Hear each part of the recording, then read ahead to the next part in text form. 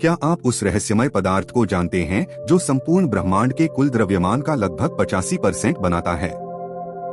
हाँ, dark matter. हमने अभी उनमें से कुछ चीजों का पता लगाया है और यह 12 अरब वर्ष पुराना है। यह कितना अद्भुत है ना? फ्रेंड्स, आज हम unveiling the Cosmos series a journey through the universe के नए एपिसोड में dark matter and dark energy के बारे में जानेंगे। इंडियन स्पेस टेक चैनल में आपका स्वागत है। Let's start. जापान में नागोया विश्वविद्यालय के वैज्ञानिकों के नेतृत्व में एक सहयोग ने डार्क मैटर का अब तक का सबसे पहला पता लगाने के लिए बिग बैंग से बचे जीवाश्म अवशेष का उपयोग किया। उन्होंने लाइमन ब्रेक आकाशगंगाओं के चारों ओर डार्क मैटर के वितरण का पता लगाया, जो मूल रूप से हाई रेडशिफ्ट पर तारा बनाने वाली आकाशगंगाएं हैं। रेडशिफ्ट वेवलेंथ में वृद्धि को कहते हैं। आकाशगंगाएं जितनी दूर होंगी, प्रकाश हमारी ओर उतना ही अधिक समय तक यात्रा करेगा और इस प्रकार तरंगदैर्घ्य भी उतना ही अधिक होगा। इसका मतलब यह भी है कि हम समय में बहुत पीछे देख रहे हैं, इस मामले में 12 अरब साल पहले। डार्क मैटर का अवलोकन करना बहुत मुश्किल है क्योंकि डार्क मैटर प्रकाश उत्सर्जित नहीं करता है। यह पदार्थ सामान्य पदार्थ और प्रकाश से भी क्रिया नहीं करता। खगोलविदों ने बिग बैंग के तुरंत बाद भेजे गए एक ब्रह्मांडीय संकेत का उपयोग यह जानने के लिए किया कि उन प्राचीन आकाशगंगाओं के चारों ओर डार्क मैटर कैसे वितरित किया गया था। तो एक स्रोत आकाशगंगा है जो उस आकाशगंगा से भी अधिक दूर है जिसके डार्क मैटर का वैज्ञानिक अध्ययन करना चाहते हैं। अग्रभाग की आकाशगंगा का गुरुत्वाकर्षण खिंचाव और उसके आसपास का डार्क मैटर इसके चारों ओर जो कुछ भी है उसे वितरित कर देता है, यहाँ तक कि स्पेस और टाइम को भी। तो अग्रभाग की आकाशगंगा एक प्राकृतिक लेंस की तरह कार्य करती है और इसकी भविष्यवाणी आइंस्टीन के सामान्य सापेक्षता सिद्धांत द्वारा की गई है। इसलिए जैसे ही बैकग्राउंड गैलेक्सी से प्रकाश अग्रभाग की आकाशगंगा से होकर गुजरता है और चारों ओर विकृति या डिस्टॉर्शन होता है, वह बेंड हो जाता है और इस प्रकार बैकग्राउंड गैलेक्सी का स्पष्ट आकार बदल जाता है। अजीब है ना? और आपके पास जितना अधिक डार्क मैटर होगा, उतनी अधिक विकृति की उम्मीद की जा सकती है। तो इस प्रकार वैज्ञानिक अग्रभाग की आकाशगंगा के चारों ओर डार्क मैटर की मात्रा को मापने के लिए डिस्टॉर्शन का उपयोग करते हैं। लेकिन यह विधि केवल तभी काम करती है जब सोर्स गैलेक्सी वास्तव में लेंस आकाशगंगा पर प्रकाश डालने के लिए पर्याप्त उज्ज्वल हो।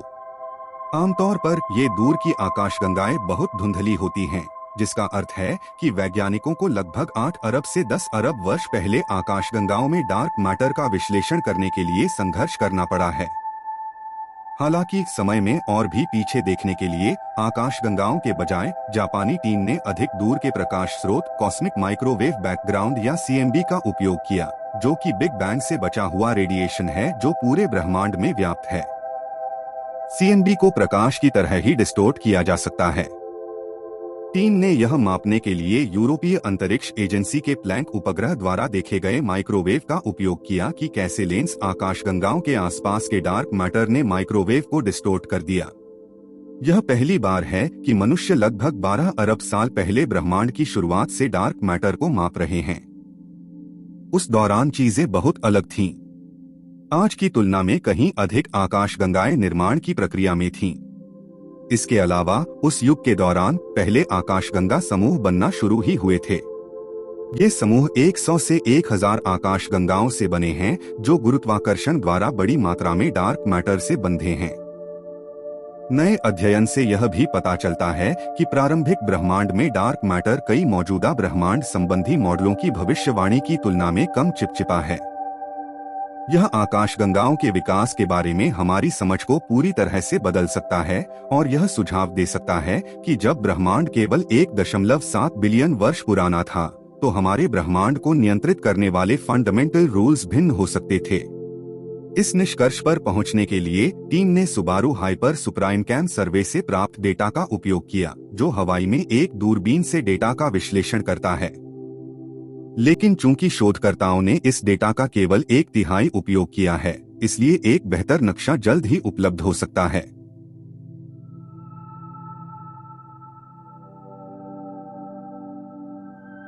ब्रह्मांड में आकाशगंगाओं को बनाने वाले पदार्थ के बारे में वैज्ञानिक बहुत कम जानते हैं। आकाशगंगाओं में लगभग 20% पदार्थ विजिबल या बैरोनिक है, प्रोटॉन, न्यूट्रॉन और इलेक्ट्रॉन जैसे सबएटॉमिक पार्टिकल्स। अन्य 80% जिसे डार्क मैटर कहा जाता है, रहस्यमय और अदृश्य बना हुआ है।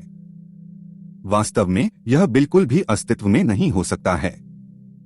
डार्क मैटर सिर्फ एक परिकल्पना है। भौतिक विज्ञानी और खगोलशास्त्री किसी प्रेत का पीछा कर रहे होंगे, लेकिन यह हमें देखने से नहीं रोकता है। क्यों? क्योंकि यदि डार्क मैटर वास्तविक नहीं है तो तारों, ग्रहों और आकाशगंगाओं के व्यवहार का कोई मतलब नहीं रह जाता है। आज डार्क मैटर और dark energy lambda cold dark matter या लैम्ब्डा सीडीएम नामक ब्रह्मांड संबंधी मॉडल के मुख्य स्तंभ हैं। यह मॉडल इस बात पर जोर देता है कि डार्क मैटर केवल गुरुत्वाकर्षण के माध्यम से बैरोनिक पदार्थ को प्रभावित करता है।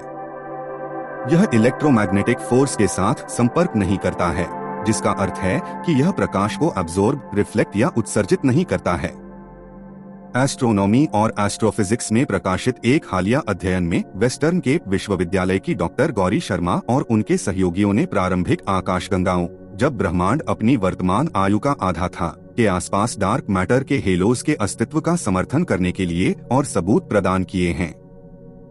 वे इसके बारे में कुछ धारणाओं को भी चुनौती देते हैं। यह ब्रह्मांड और उसकी आकाशगंगाओं के बारे में हमारी समझ को गहरा करने का एक तरीका है। 1970 के दशक में खगोलविदों वेरा रूबिन और केंट फोर्ड ने डार्क मैटर के सिद्धांत का अनावरण किया। वे सिर्फ अंधेरे में निशाना नहीं साध रहे थे, लंबे समय से इस बात पर बहस चल रही थी कि तारे, ग्रह और आकाशगंगाएं कुछ खास तरीकों से व्यवहार क्यों करते हैं। उदाहरण के लिए, तारे और गैसें लगातार बाहरी अंतरिक्ष में दूर दूर तक क्यों नहीं बहती? किस प्रकार का गोंद आकाशगंगाओं को इंटैक्ट रखता है, जो रोजमर्रा के बैरोनिक कणों पर गुरुत्वाकर्षण प्रभाव डालता है। वैज्ञानिकों को यह भी आश्चर्य हुआ कि आकाशगंगा के केंद्र से दूर की वस्तुएं केंद्र के करीब की वस्तुओं के समान ही गति या वेग पर कक्षा में क्यों घूमती हैं। यह न्यूटन के नियम के विपरीत है, जो बताता है कि तारे और गैस आकाशगंगा के केंद्र से जितना दूर होंगे, उनकी गति धीमी होनी चाहिए। कोर के पास तारों और गैसों की अधिक प्रचुरता को आवश्यक गुरुत्वाकर्षण बल प्रदान करना चाहिए, जो तारों और गैस की गति को बढ़ाता है। वे आकाशगंगा के किनारों पर जितने अधिक सूक्ष्म रूप से वितरित होंगे, गुरुत्वाकर्षण बल उतना ही कम होगा, और इसलिए तारों और गैस की गति धीमी होनी चाहिए। लेकिन अवलोकन से पता चलता है कि वे ऐसा नहीं करते हैं। इन विसंगतियों को ध्यान में रखते हुए रूबिन और फोर्ड ने तर्क दिया कि प्रत्येक आकाशगंगा डार्क मैटर के एक बड़े हेलो से घिरी हुई है, जो बेहिसाब मास प्रदान करती है। उन्होंने दावा किया कि डार्क मैटर किसी एक आकाशगंगा के भीतर लगभग 85% पदार्थ प्रदान करता है। संपूर्ण आकाशगंगाओं में इसकी प्रमुख उपस्थिति इस तथ्य से उत्पन्न होती है कि तारे और हाइड्रोजन गैस ऐसे घूम रहे हैं मानो किसी अदृश्य तत्व द्वारा कंट्रोल्ड हो। उनके सिद्धांत को यूनिवर्सल रूप से स्वीकार नहीं किया गया है। कुछ वैज्ञानिकों ने तर्क दिया है कि डार्क मैटर मौजूद नहीं है, लेकिन कई लोग रूबिन और फोर्ड से सहमत हैं। जैसा कि एक लेखक ने कहा, यदि यह इतनी अच्छी तरह से काम नहीं करता तो कई भौतिक विज्ञानी इस विचार को खुशी से खारिज कर देंगे। अपने नए अध्ययन के लिए डॉक्टर शर्मा और उनके सहयोगियों ने लगभग 7 अरब प्रकाश वर्ष दूर लगभग 260 स्पाइरल आकार की तारा बनाने वाली आकाशगंगाओं का अवलोकन किया। यह मूलतः अतीत की एक झलक है। ऐसा अनुमान है कि ये आकाशगंगाएं तब अस्तित्व में थीं जब ब्रह्मांड अपनी वर्तमान आयु लगभग 13.8 अरब वर्ष से आधी थी। वे अब हमें लाइट सिग्नल्स से अधिक कुछ नहीं लगते। स्पाइरल आकाशगंगाएं, जिनमें से हमारी मिल्की वे एक है, तारों और गैस बादलों की विशिष्ट कॉइल्ड स्पाइरल आर्म्स की विशेषता है। उनका उद्देश्य इन दूरस्थ स्पाइरल आकाशगंगाओं में मास डिस्ट्रीब्यूशन का निरीक्षण करना और निर्धारित करना था, और कमोबेश समान विशेषताओं वाली हाल की निकट आकाशगंगाओं में द्रव्यमान के वितरण की तुलना करना था। हाल के कुछ अध्ययनों से पता चला है कि हाल की या स्थानीय आकाशगंगाओं की तुलना में पहले की तारा बनाने वाली आकाशगंगाओं में डार्क मैटर की कमी दिखाई देती है। इसने कुछ शोधकर्ताओं को यह दावा करने के लिए प्रेरित किया है कि आज की आकाशगंगाओं की तुलना में प्रारंभिक तारा प्रणालियों में डार्क मैटर बहुत छोटी भूमिका निभाता है। हालांकि डॉक्टर शर्मा के निष्कर्ष इस सुझाव का खंडन करते हैं। टीम यह पुष्टि करने में सक्षम थी कि पहले जिन आकाशगंगाओं का उन्होंने अध्ययन किया था उनमें डार्क मैटर का ट्रेडमार्क हेलोज है, जो केंद्र से बनता है और एक निश्चित रेडियस तक निरंतर डेंसिटी बनाए रखता है। यह काफी हद तक स्थानीय ब्रह्मांड की आकाशगंगाओं में देखे गए डार्क मैटर के स्टैंडर्ड सिनारियो के अनुरूप है। हालांकि एक आश्चर्यजनक खोज यह थी कि ये हेलोज हमारी मिल्की वे के निकट की आकाशगंगाओं की तुलना में कहीं अधिक सघन हैं। इससे पता चलता है कि आकाशगंगा के भीतर डार्क मैटर का वितरण समय के साथ धीरे धीरे फैलता है। लेकिन यह प्रक्रिया कैसे संचालित होती है? गौरी शर्मा टीम का सुझाव है कि यह घटना डार्क मैटर कणों और रोजमर्रा के बैरोनिक कणों के बीच सीधे संपर्क को दर्शाती है। यह हेलोज के घनत्व को बदल देता है और ऐसा करने पर यह केवल टेक्स्ट बुक के गुरुत्वाकर्षण संबंध से परे चला जाता है। ये निष्कर्ष डार्क मैटर के बारे में मौजूद सभी या यहाँ तक कि कुछ प्रश्नों के सभी उत्तर प्रदान नहीं करते हैं, लेकिन यह निश्चित रूप से डार्क मैटर कणों की लंबी खोज को सीमित कर देता है। यह डार्क मैटर कणों की पहचान के लिए उनकी क्षमता के आधार पर कुछ दिशा भी प्रदान करता है। यह बदले में डार्क मैटर के अन्य सिद्धांतों जैसे गर्म dark matter, self interacting dark matter और अल्ट्रालाइट डार्क मैटर पर चर्चा को खोलता है। ये सभी ठंडे डार्क मैटर की तुलना में कहीं अधिक इंटरैक्टिव हैं। जो लोग डार्क मैटर से समान रूप से मंत्रमुग्ध और भ्रमित हैं, उनके लिए सुरंग के अंत में एक रोशनी हो सकती है। नई तकनीक हमें ब्रह्मांड और इसकी गतिशीलता को बेहतर ढंग से समझने में मदद कर रही है। उत्तर खोजने का मतलब होगा इन पहले और युवा आकाशगंगाओं के केंद्र में और अधिक गहराई से झांकना। नया जेम्स वेब स्पेस टेलीस्कोप 2021 के अंत में लॉन्च हुआ और अब सूर्य के चारों ओर पृथ्वी की कक्षा से लगभग 1.5 मिलियन किलोमीटर दूर परिक्रमा कर रहा है, से इस संबंध में मदद मिल सकती है।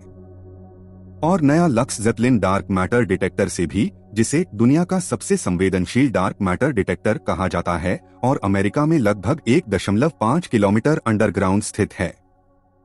फ्रेंड्स, अगर आपको यह वीडियो पसंद आया और इससे आपको कुछ भी सीखने को मिला हो तो हमारे इस वीडियो को लाइक और शेयर करें और ऐसी और भी इंटरेस्टिंग एंड इंफॉर्मेटिव वीडियोस देखने के लिए बेल आइकन को प्रेस करके हमारे चैनल इंडियन स्पेस टेक को सब्सक्राइब करें, जिससे आपको हमारी आने वाली वीडियोस की नोटिफिकेशन मिलती रहे।